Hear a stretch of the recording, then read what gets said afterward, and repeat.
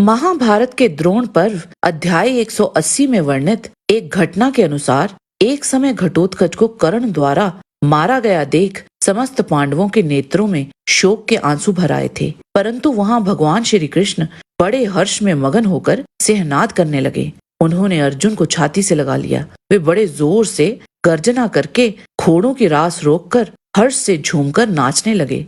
तत्पश्चात पुनः अर्जुन को हृदय से लगाकर बारंबार उनकी पीठ ठोंककर रथ के पिछले भाग में बैठे हुए बुद्धिमान भगवान श्री कृष्ण फिर जोर जोर से गर्जना करने लगे। भगवान श्री कृष्ण को इस तरह प्रसन्न हुआ देख अर्जुन कुछ अप्रसन्न से होकर बोले, मधुसूदन, घटोत्कच के वध से आज हमारे लिए तो शोक का अवसर प्राप्त हुआ है, परंतु आपको ये बेमौके अधिक हर्ष हो रहा है। घटोत्कच को मारा गया देख हमारी सेनाएं यहाँ युद्ध से विमुख होकर भागी जा रही हैं।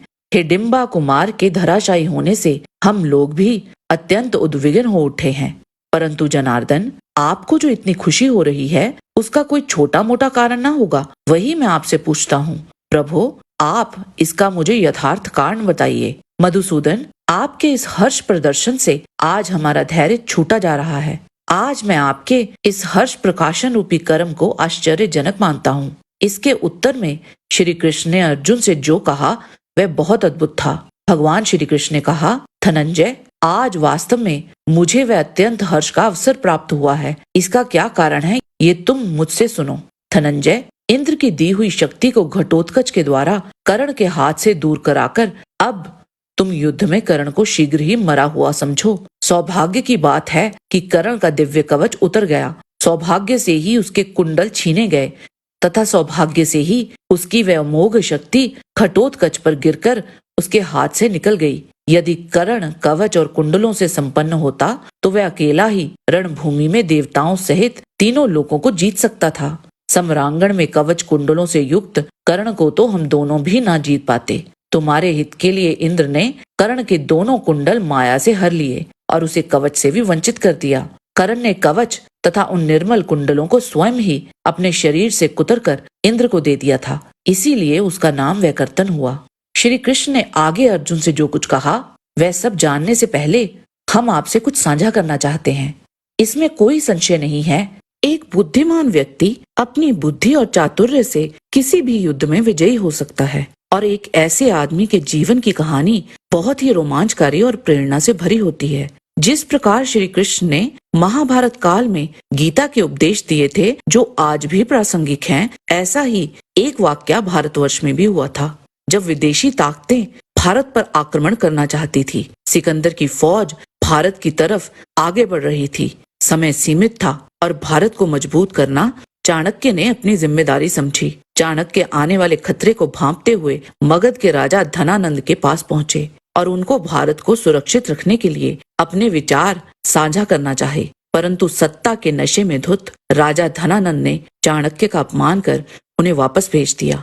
चाणक्य ने अपने इस अपमान के कारण ये प्रतिज्ञा ली कि जब तक वो राजा धनानंद के कुल का नाश नहीं कर देंगे तथा भारत के लिए एक कुशल राजा को नहीं ढूंढेंगे, वो अपनी शिखा नहीं बांधेंगे। उन्होंने ये सब कैसे किया?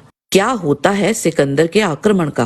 कैसे राजा धनानंद ने एक शिक्षक की नीतियों से अपने राज्य को खो दिया और कैसे एक मामूली घर में पैदा हुआ चंद्रगुप्त मौर्य स्थापना करता है भारत के सबसे ताकतवर साम्राज्य की। ये जानने के लिए सुने चाणक्य सिर्फ पॉकेट एफएम पर। डाउनलोड लिंक आपको डिस्क्रिप्शन बॉक्स में मिल जाएगा। तो जाइए और सुनिए चाणक्य की कहानी जल्द से जल्द। आइए अब आगे बढ़ते हैं। आगे श्री कृष्ण बताते हैं, शक्ति से वंचित हुआ कर्ण आज तेजहीन हो गया है। जब से महात्मा इंद्र ने कर्ण को उसके दिव्य कवच और कुंडलों के बदले में अपनी शक्ति दी थी, जिसे उसने घटोत्कच पर चला दिया है, उस शक्ति को पाकर कर्ण सदा तुम्हें रणभूमि में मारा गया ही मानता था। आज ऐसी अवस्था में आकर भी कर्ण तुम्हारे सिवा किसी दूसरे योद्धा से नहीं मारा जा सकता। महाबाहु कर्ण युद्ध में कुशल है और युद्ध के मुहाने पर पराक्रमी महारथियों का भी घमंड चूर कर देता है और अपने बाणों का जाल सा बिछाकर बारंबार बाण धारा की वर्षा करता है। देवता भी कर्ण को परास्त नहीं कर सकते। पांडुनंदन, कर्ण कवच और कुंडल से हीन तथा इंद्र की दी हुई शक्ति से शून्य होकर अब साधारण मनुष्य के समान हो गया है। इतने पर भी उसके वध का एक ही उपाय है, जब तुम्हारे साथ युद्ध होते समय कर्ण के रथ का पहिया शापवश धरती में धंस जाए, उस समय तुम पूर्ण सावधान होकर मेरे संकेत पर ध्यान देकर उसे पहले ही मार डालना। मगधराज जरासंध, चेदीराज शिशुपाल और निषाद जातीय महाबाहु एकलव्य, इन सबको मैंने ही तुम्हारे हित के लिए विभिन्न उपायों द्वारा एक एक करके मार डाला है। इनके सिवा हिडिंब, किरमीर और वक आदि दूसरे दूसरे राक्षस राज, शत्रु दल का संहार करने वाले अलायुद्ध और घटोत्कच भी तुम्हारे हित के लिए ही मारे और मरवाए गए हैं। अर्जुन ने पूछा, जनार्दन, आपने किन किन उपायों से जरासंध आदि राजाओं का वध कराया है? भगवान श्री कृष्ण ने कहा, अर्जुन, जरासंध, शिशुपाल और महाबली एकलव्य यदि ये पहले ही मारे न गए होते तो इस समय बड़े भयंकर सिद्ध होते। दुर्योधन उन श्रेष्ठ रथियों से अपनी सहायता के लिए अवश्य प्रार्थना करता और वे हमसे सर्वदा द्वेष रखने के कारण निश्चय ही कौरवों का पक्ष लेते। धनंजय, वे जिन उपायों से मारे गए हैं उन्हें बतलाता हूँ, मुझसे सुनो। पहले तो बलराम जी ने जरासंध से उसकी सर्वघातिनी गदा को दूर कर दिया। उस महासमर में जरासंध बिना गदा के हो गया था, इसीलिए तुम्हारे देखते ही देखते भीमसेन ने उसे मार डाला।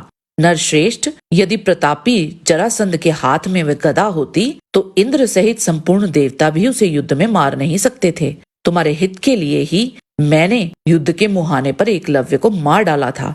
चेदीराज शिशुपाल तो तुम्हारी आंखों के सामने ही मारा गया था। वह भी संग्राम में संपूर्ण देवताओं और असुरों द्वारा जीता नहीं जा सकता था। मैं संपूर्ण लोगों के हित के लिए और शिशुपाल एवं अन्य देवद्रोहियों का वध करने के लिए ही तुम्हारे साथ इस जगत में अवतीर्ण हुआ हूँ। हिडिंब, वक और किरमीर ये रावण के समान बलवान थे और ब्राह्मणों तथा यज्ञों का विनाश किया करते थे। इन तीनों को भीमसेन ने मार गिराया है। मायावी अलायुद्ध घटोत्कच के हाथ से मारा गया है और घटोत्कच को भी मैंने ही युक्ति लगाकर कर्ण की चलाई हुई शक्ति से मरवा दिया है। यदि महासमर में कर्ण अपनी शक्ति द्वारा भीमसेन पुत्र घटोत्कच को नहीं मारता तो एक दिन मुझे उसका वध करना पड़ता। तुम लोगों का प्रिय करने की इच्छा से ही मैंने इसे पहले नहीं मारा था। ये ब्राह्मणों और यज्ञों से द्वेष रखने वाला तथा धर्म का लोप करने वाला पापात्मा राक्षस था, इसीलिए इसे मरवा दिया है। पांडुनंदन, इसी उपाय से मैंने इंद्र की दी हुई शक्ति भी कर्ण के हाथ से दूर कर दी है। धर्म का लोप करने वाले सभी प्राणी मेरे वध्य हैं। धर्म की स्थापना के लिए ही मैंने ये अटल प्रतिज्ञा कर रखी है। तुम्हें व्याकर्तन कर्ण के विषय में चिंता करने की आवश्यकता नहीं है। इस वृतांत के आगे का भाग हमने कर्ण ने अर्जुन पर वासवी क्यों नहीं चलाई उस वीडियो में बताया है। आप उस वीडियो को भी अवश्य देखें। जय श्री कृष्ण। आज की वीडियो में बस इतना ही। आशा करते हैं कि आपको हमारा ये वीडियो पसंद आया होगा। कृपया इसे लाइक और शेयर अवश्य करें। किसी भी प्रकार की त्रुटि के लिए आप सबसे क्षमा याचना करते हुए आपसे निवेदन है कि प्रेम पूर्वक परमपिता परमात्मा को मन में धारण करें और बोलें, वैदिक सनातन धर्म की सदा ही जय।